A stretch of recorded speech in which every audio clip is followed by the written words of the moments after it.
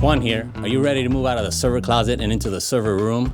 Some things to think about are space, power, cooling, connectivity, security, and then we'll talk about how to properly plan for future growth. Stay tuned.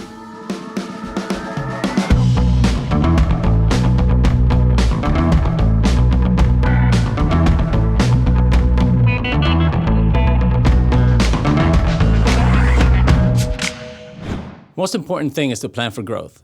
The business wants to grow, and you have to be ready for it. So our servers were under the stairs. They were sharing the space with the spare paper, the office supplies, the cleaning crew stuff. We are a manufacturer, and as manufacturing grows, we had to bring in new equipment, bring in new technologies, and so on. So this caused us to kind of grow in an exponential manner. So we had to kind of think about how much space we going to need to provision to our servers. So we were planning, and we found the perfect space in our environment. We wanted a space that was elevated, not on the main level, because, if you have a spill or anything like that, that could damage the equipment. We also needed to make sure that we had the right amount of room for our server racks. So the room that we chose was ideal because the heights were there. We can run in networking cables and run them out to the desks as well, and provide a great point of entry for any telecommunications or broadband connectivity needs. So let's talk a little bit about power. So when running power to your server room, consider the growth, because you're not going to run a 120 amp circuit or a 60 amp circuit to a room knowing that you're going to need a lot more power later on. Also, provision for future changes. So if you're going to add a generator or a transfer switch or anything like that, make sure that you kind of work those things in the beginning. Once your power is situated, the next thing you want to think about is cooling. Servers can go from 55 degrees to 90 degrees really fast,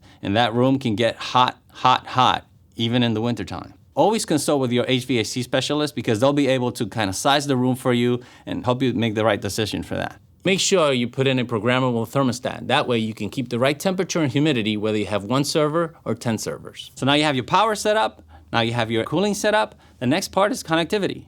You have to make sure that now your users can access your servers and your servers can access the resources they need in the cloud. You want to make sure that, one, you have a great SLA for your service and you have good upload and download speeds. Some providers will give you great download speeds, but their upload speeds are so slow that you really can't serve anything or really perform a lot of the functionality that you need today.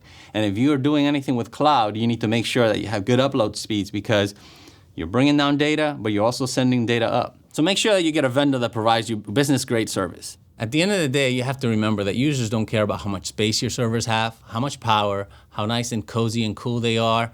They just need to make sure that they can get on the internet and get on the network and get that email.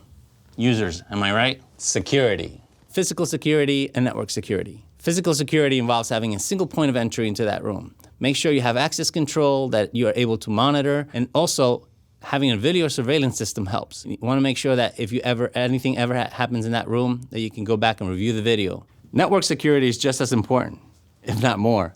Make sure you have the right systems in place to protect your connectivity and protect your users and your servers. And if you already have servers in place and you don't have a partner, it may be too late. Equipment.